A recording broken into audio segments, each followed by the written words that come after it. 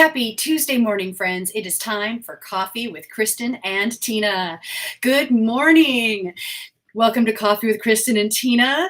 I got it. This is Kristin Odell of KLO LLC, and I'm Tina Prigge of Vagabond Creative Studio. We're so happy to see you this morning and to share this somewhat frosty Tuesday, November morning with you. It is a little frosty, but the word is, I looked for my kids. It's supposed to be like in the high 40s today. So the snow from the weekend should melt off. And as my middle exclaimed to me this morning, that by the time they get outside for recess this afternoon, she'll be able to wear just her sweatshirt. By the way, good morning, Stephen from Fond du Lac. And yes, the big news up here on the coolest coast is we had our first snowfall. Look at how happy these faces are. Look at how much fun they're having. This was weekend, so we were gone. We'll talk about that in a little bit. My mom and dad were here with our girls. It was one of those weekends where you're like, wait, do we have boots that fit? Did they find snow pants okay? Like, I started going, I asked my mom when we got home on Sunday, like, did you guys have any problems finding stuff? So it was so pretty. How many snowmen were they able to get out of this amount of snow? There's two, you can kind of see them. There's two little guys over there. Now I would have to go look. I'm pretty sure they're gone.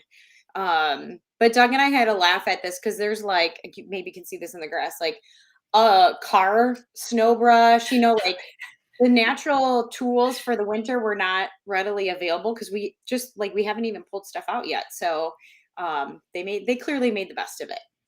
That's awesome. That's awesome. Yeah, it really was like a beautiful, really kind of pretty snowfall.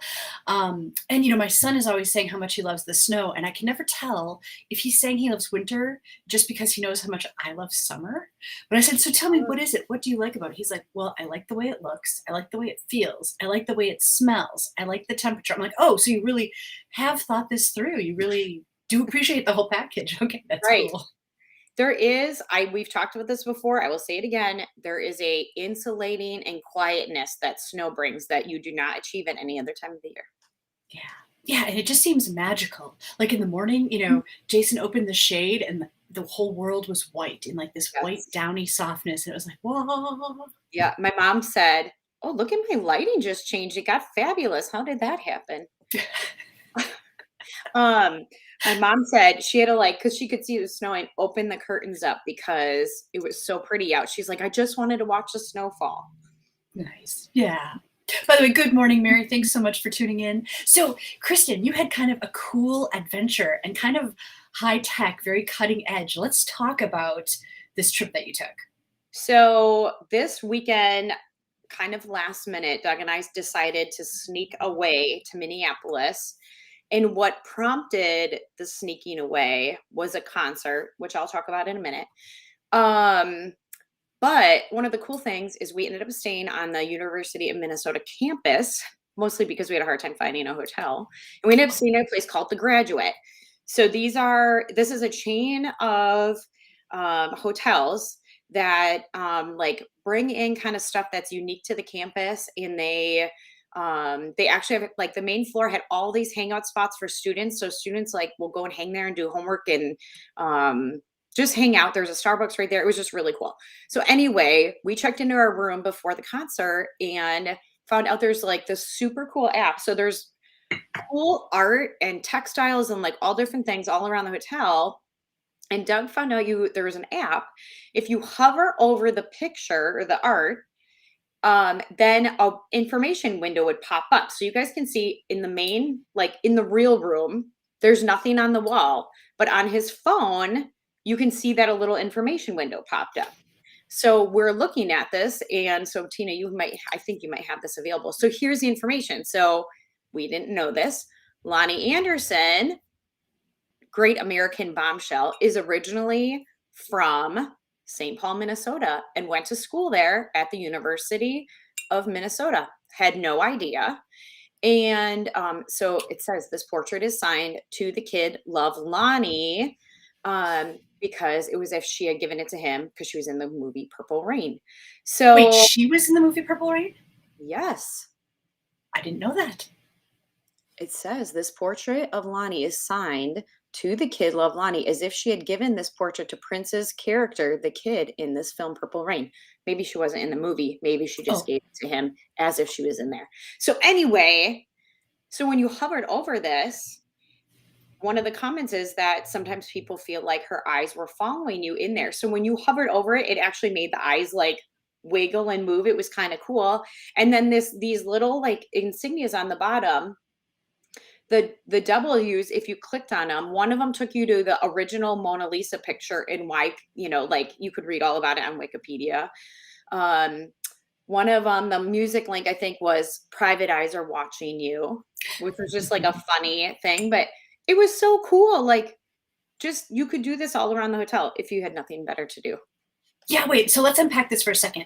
What we're seeing right now, this is completely virtual. Like, this was not posted on the wall. This does not really exist other than Yes. virtually. So, like, if we go back to this picture, that's Doug, and you Yep. can see the portrait of Lonnie Anderson on the wall. But if you look closely at Doug's phone screen, you can see when he hovered over it that red information box pops Right. up next to it.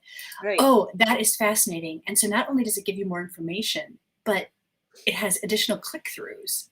Yeah, it was super cool. So like when we clicked the music note, it launched right into the music video on YouTube and started playing. Like it was pretty fun. That's fascinating. That Yeah. is super cool. And so So you said that happened all around the hotel? yeah, there's like art pieces and like different textiles. Like there was another thing we couldn't get it to work because of the lighting in our room was reflecting off the glass in our room, but there was like a suit coat from somebody in our room and same thing. So like you could hover over that. But like I said, we couldn't get it to work at that time because the sunshine was shining in so much that it like couldn't read it. But um yeah, just like all these different things. So we looked at the list. There is one of these, the Graduate hotels at the University of Madison. So, or University of Wisconsin Madison. So there is one in Wisconsin that you could go visit if you want to check it out. Like I said, they're super cool, like casual spaces for students to meet and do homework and stuff. So it's certainly a place you could stop and visit, even if you didn't want to stay over. So Jason mentioned that virtual interaction is something that he would love to see for like public art on the coolest coast. Yeah, it would be fantastic if you could roll up to a sculpture or a mural, hold up your device and find out more Right. information about it. I love it. That's cool. Right. Well, and it'd be fun if there was like a map. So it could say like all of these art stops in town have information available. I even think about like the new Gene Wolfmeyer fountain or yeah, any of the murals that are on the walls, or even, if you could scan like the original cornerstone of like the courthouse and, things would pop up. So Jason, I'm with you. There's like so much potential there. Yeah. Yeah. Even all the historic buildings, right? It'd be so interesting to find out what it once was. Maybe you Right. pull it up and it shows like the historic photo on file. Right. It could Oh, be like so many cool it options. could be a walking tour or something like that you could do. So then back at the hotel, who's this guy that you're standing with? So And this does is Doug not know? at the hotel. This is not at the Oh, hotel. oh, This is what we went all the way to Minneapolis for. So listen, guys, we bought these tickets because I had heard that Chris Stapleton was playing. And Chris Stapleton has been on our bucket list for a long time. And so I thought, man, this is such a great opportunity. And the grind has been pretty intense for us. And coming up, obviously going into the holidays. So I'm like, Doug, we're going to get away. So I bought these tickets. So Katelyn Smith is a newer to singing country musician, but has been a writer for a long time. So she played 30 minutes and she opened for Little Big Town. Now, anybody who is in country knows Little Big Town in their own right could be a headliner. So we're like, this is amazing. Katelyn Smith opened for Little Big Town. Little Big Town opened for Chris Stapleton.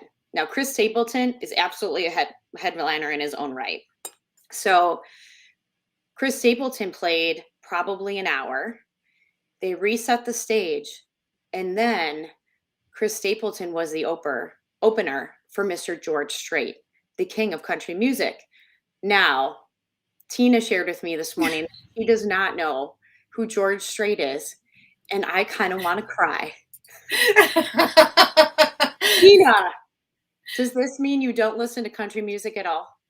When you say Katelyn Smith, I think Jacqueline Smith and Charlie's Angels. So that just dates me a little bit. Okay. So I learned this weekend that George Strait started touring in 1981, the year I was born. So he has been on the road for 40 years. And this is kind of his farewell tour. He has said he'll still play here and there, but this is like his last big concert series. So the Katelyn Smith started this concert. Thank you, Mary. I agree. On what planet has somebody completely missed George Strait? Um, so Katelyn Smith started playing at 5 o'clock, and we did not finish at this concert until midnight. George Strait played for 2 hours straight. It was incredible. So Mary, I grew up listening to George Strait too. On multiple occasions that evening, my husband Doug looked at me and said, "How in the world do you know the words to this song? I have not heard this song before." So you said And he sang like All My Exes Live in Texas. all my exes live in Texas. Yes. And then what else? What other songs? Okay, now you're gonna just put me on the spot, aren't you? I want to hear you Amarillo sing by it out. morning. Amarillo by morning. He has so many classics. So many classics.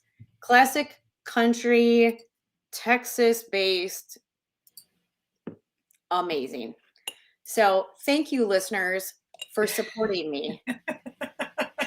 You know, live music is awesome. It is always incredible to just be part of, that energy and what's happening. Even when it's songs that they've played many, many times, it like never comes off the same twice. It's always Right. a unique shared experience. And I love that about live music. Right. And I mean, we have not really we've been to live music this summer, but we hadn't been to like a concert in a long time.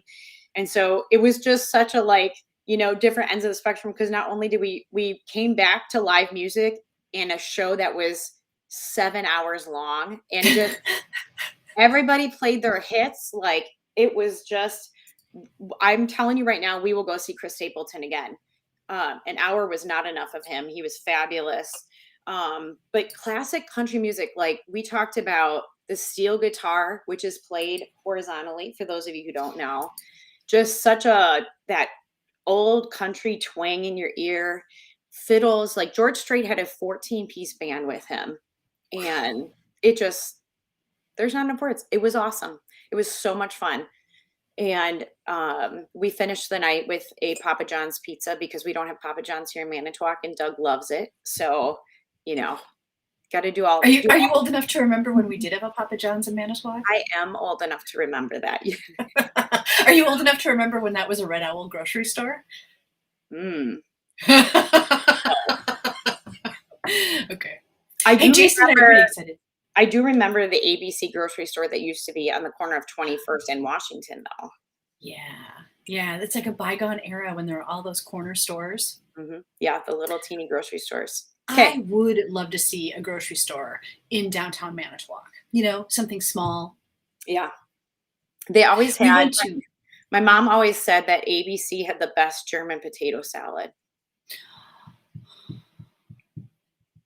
I don't know. My mom made some homemade German potato salad yesterday and shared it with us. And I have to say, I think that's the best, but it was so good. There's nothing like some fresh, warm German potato salad. Yeah. Oh, Steve, what a cool connection.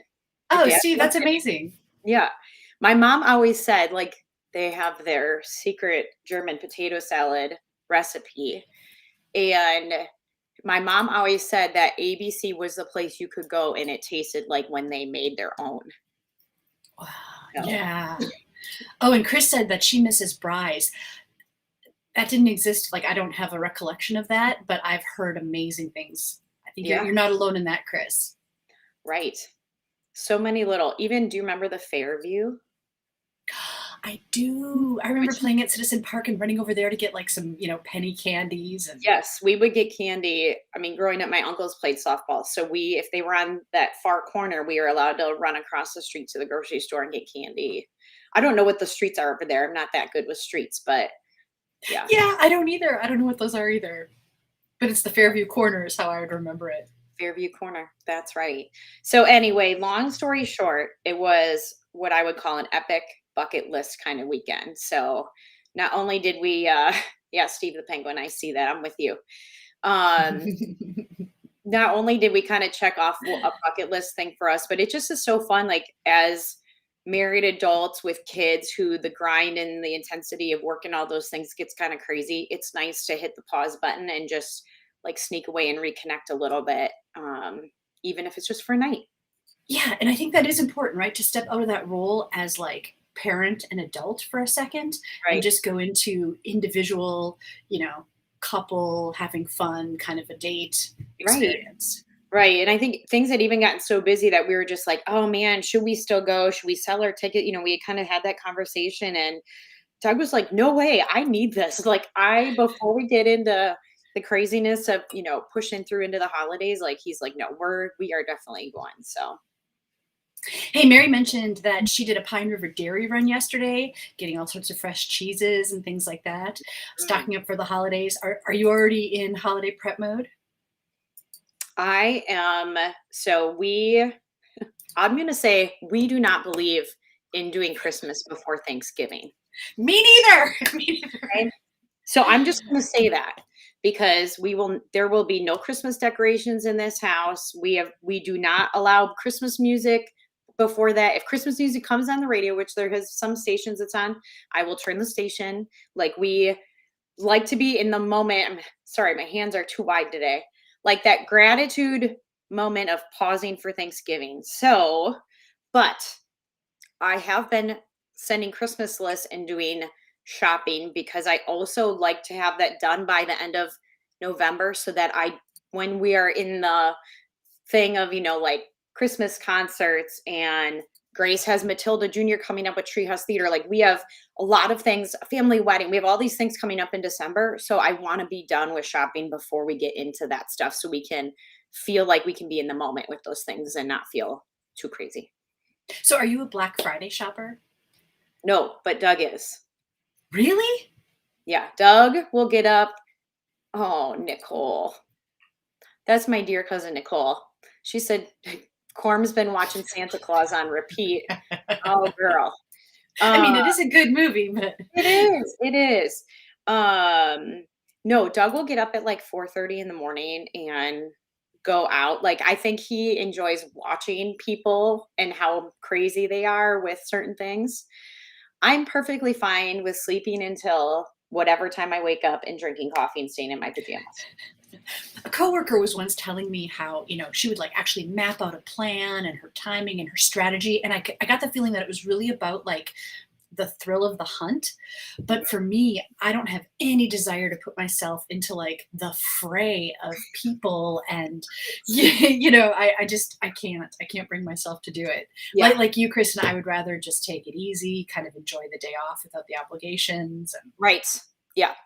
Laid back. And I kind of like, I know there's some really good deals those days. Like, we have bought a refrigerator on that morning before, like when there's something significant we really needed to get, but like most of that stuff we can do online now. So even if there's something I really need to get on my list, I feel like I can still do it in my pajamas with my tools. and oftentimes the delta of savings, like, it seems like, oh, it's such a good price. Yeah. But is it worth what you have to go through to get it? Like, I would almost rather wait and either not have it or. Right. I'm with you. Hey, so you were singing the song "All My Exes Live in Texas." When we were hiking on the Ice Age Trail, we were singing kind of our own song about that, like "All My Blazes," something, something. I don't even know what we came up with, but it reminds me of this picture that you shared. I think, I'm so deeply in gratitude to everyone that serves as a trail tender for making it such a good experience. And like, so I don't even know who these people are, but I'm so thankful to them for doing what they're doing to apply the blazes on the trails. So this is my awesome friend Kayla and her colleague, and they work for the county. And this was kind of a fill-in project for them, but they got to go out to Wallahigh and mark the non-ice age trails out there and give them a refresh before winter. So first of all, I was like, that sounds like an awesome job for the day. And she said it was beautiful. They got to hike all day. And then, yeah, they just went out and marked all the trees. So if you have had walleye on your bucket list and you're looking to get into the woods on some of the non-ice age trails, the blazes are all remarked nice and fresh thanks to these ladies. That's awesome. Mhm. Jason and I were out there a couple of weeks ago, and we were on a trail, and then we were pretty sure it was a trail. We're like, "I'm pretty sure the signs pointed us this way," but we weren't 100% sure, and Yeah. we kinda kept second guessing ourselves. So, I'm extra thankful to know that that's not the case. Yeah. We have had I've hiked out there once before where we thought maybe we got off the trail or got back on. The cool thing there is like a farm field with a fence or something. There's kind of a barrier to the land. And so if you I always try to snap a picture of the trail before we leave from the map so that if I get off track and I bump into something like the farm field, I have some level of location tools available. Does that make sense? Yeah, a way to orient yourself and figure out Right. where you are. Yeah, that's Right. smart. You are so good at using your technology and tools, Kristen. Orient was the word I was thinking of. So listen, we have something very important to talk about today.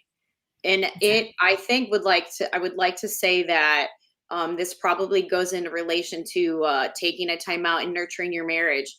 Your parents celebrated 50 years of wedded bliss this weekend. We have to talk about this. Yeah, it's amazing when you think about that. My grandma pointed out that, first of all, happy anniversary, mom and dad. 50 years, I Yes. think, impressive. My grandma pointed out that of all of her kids, they're the only ones celebrating that milestone, right? Because, there have been some deaths, there have been some divorces. And so, really, when you think about 50 years together, it's amazing. And, you know, based on how old I already am, I hope I'm alive for 50 years with Jason. You know what Right. I mean? Like, there's no guarantee ever. And so, yeah, 50 years is quite cool. I just have to show you this picture. Look at this is them they just cut the cake and we had a slideshow running of all these pictures. So you can see them like super young on that TV screen up above. So I was think your that's like, mom did your mom wear a the bottom half of her dress or a skirt was red? so the picture that you see, this was a rotating slideshow. And when I snapped this picture, that just happened to be what was on the screen. That's actually 2 weeks after their wedding when Okay. their best man and maid of honor got married. Oh, how fun. That's so Yeah. cool. Yeah, because I see like a veil in there, but I forget like back in the day there was probably a little more pomp and circumstance around the bridal parties. Yeah, Chris, I agree. I think it's so incredible. Like this is not just about it being 50 years, but like the dedication, the recommitment, the tolerating, the whatever you want to say. Like there's so many things that goes into making that 50 years. I think is really beautiful. Yeah. And it was really special to see the room filled with, the people that were helping them celebrate and to know that, throughout 50 years, those were people that had brought them joy in some way, Right. to such a level that they were invited to be in that room. It was really Right. just cool. So can you put that picture of your mom and dad up one more time? Yeah. Which one? The first one or the one with Yeah, the the first one, the up close one. So first of all, your mom looks amazing. thanks. I Thanks. hope she felt amazing. Like she looks absolutely stunning in this picture. And I also thought, whoa, way to go, Dad. That is a very hip blazer that he has. So did they dress themselves? I'm pretty sure. Yeah, pretty Awesome. sure. What They're a pretty great, cool. what a great looking couple. And like I'm so excited for them to just continue celebrating.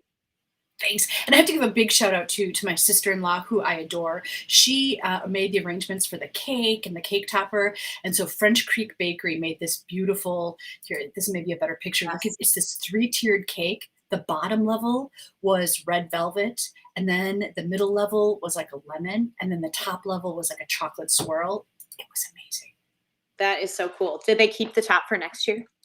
No, we talked about that, but we're like, you know what? Divvy it all up. Let's eat it all. So Hey, listen, do people still do that? I mean, at one of the weddings we were just at, they had donuts for dessert, so I'm guessing they're not keeping a donut for a year, but, um, like, is I that think still a thing? I don't know. I'd be interested to know because the caterer did ask us if we wanted to set it aside. Yeah, I just can't imagine carving out the freezer space for it, right. Yeah. And a cake in the hand is worth two in the freezer is what I always say. So, Yeah, there is something about it like being fresh. I think Doug and I don't know, we might have eaten it on our 6-month anniversary or something like that. Like I don't know that we definitely saved one. I don't know how long we saved it for. Maybe we did That's it willpower I don't have. a 1-month anniversary instead. A 1-day anniversary. Yeah, 1 day. Mhm. I Whatever. mean, I think it would make sense, like, if you had the wedding event and then the next day you were having, like, a gift opening or some additional small family activity, that would make perfect sense, right? To still have this fresh cake. Right. But it was But like the tradition of eating the top tier on your anniversary, right? That's the origin of it. yep. That must come from some, like, I want to know what it's likely an Eastern European background, if I'm guessing, just because it's something that I grew up knowing about. I would love to know where that came from. So if somebody knows, tell us. Otherwise, I might have to do Mhm. homework this week. Right, and if you're watching and you celebrated that way at your wedding, did you save the top of your cake? Have you done that for any special occasions? If so, when do you pull it out? Right. Is it like a Thanksgiving turkey where you have to start thawing it, weeks in advance? Otherwise, Yes. Hey, your my brother, brother John said that they brought their top tier on their honeymoon. that sounds brilliant. Why It wouldn't is a you great want idea. to eat cake on your honeymoon? That sounds lovely. It does. It sounds like a great idea. My cousin Nicole that was on earlier, she had apple pies and pumpkin pies as her dessert. And I don't think that that would hold up to waiting either. Mhm. And John, I can't remember where you went for your honeymoon. Did you travel far? Like, did you take cake on an airplane? Or did Ooh, you do something like, you know, relatively local where you drove in a car? I Because that would wanted, be different too, like putting cake in your suitcase, doesn't. or carrying it on the plane, putting it in the overhead bin. You want to know about this now, John. You have to tell us. Yeah. Where did you go?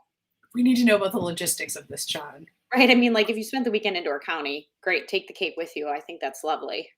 Right, right. I don't know. Oh, that's far Oh, enough. let's see. Mackinac Island. Oh, Mackinac. Oh, that's awesome. Okay, but yeah, you could totally drive there. I could see having the cake, road Mackinac Island, snacks. you'd have to take the cake on the boat to get over, though.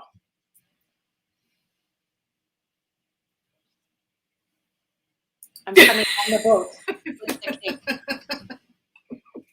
I love That's it. awesome. Hey, before we have to sign off, there's just one graphic that I wanted to share. I came across this yesterday and it really resonated with me because I sometimes, berate myself for like reading too much. Oh, hey, John, you're not alone. Mary's Oh. mom and dad had their honeymoon on Mackinac Island. My mom just commented, you see hers? Yeah. They tried to save their cake, but her brother, I could guess which one it was, helped himself to more than just the cake. He ate several cake toppers. I'm hoping those were sugar flowers or something and not plastic figurines. Yep, I think we need to know more. I think that story needs to continue. Oh, wait. Steve just said his parents were also at Mackinac Island. And What? clearly, this was like the place to be. Oh, my cousin Nicole just said it was Uncle Glenn. That would not have been my guess. Too funny. I Wow, love that you my guys. family's so on today. This is awesome. This is awesome. Well, you know what? It Thanks. is 9 o'clock, so we should probably wrap up. I really appreciate this conversation with you, Kristin, and with all of you joining in. This makes it so much fun. Um, now I kind of wish we had saved the cake topper just so we could, but next time for the next event. I Let's see. cannot believe that this time. And her sisters at home. The So danger of hiding a cake. Yes. Just so you guys know, to this day, if there's a family event, my mother's brothers and one of her sisters is pretty notorious for like putting things on a plate and covering with tinfoil and like putting it in the car, hiding it in a cabinet. Like all the dessert gets tucked away and hidden away to take home. So this has not died. On that note, we'll look forward to seeing everyone next time. Thanks so much for joining us today on Coffee with Kristin and Tina. Bye, all. Bye, guys.